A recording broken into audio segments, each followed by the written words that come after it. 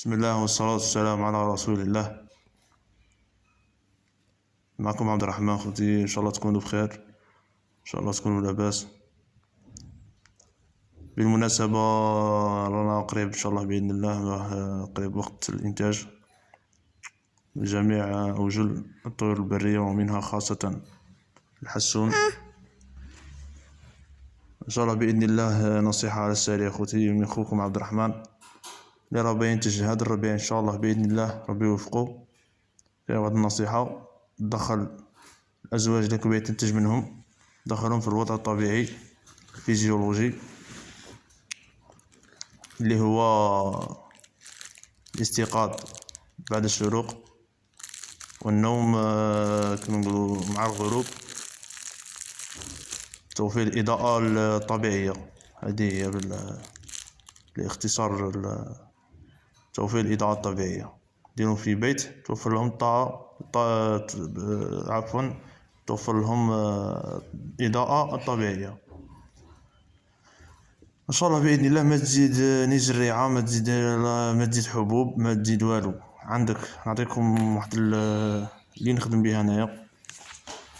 عندكم يومين تاع حلبة في المشربية في مدة اسبوع.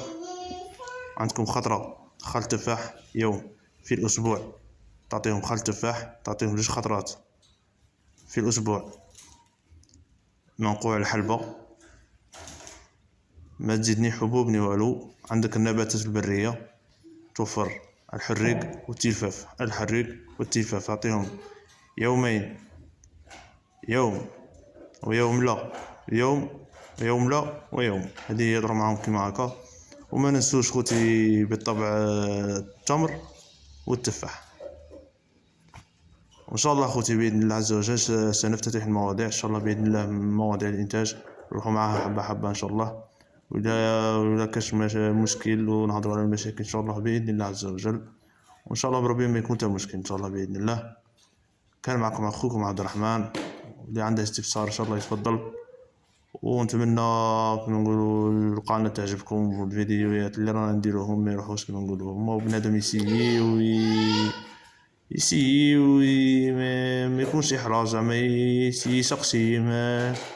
هذه هي. وبارك الله فيكم خوتي، وسمحوا لي على الإطالة، والسلام عليكم ورحمة الله.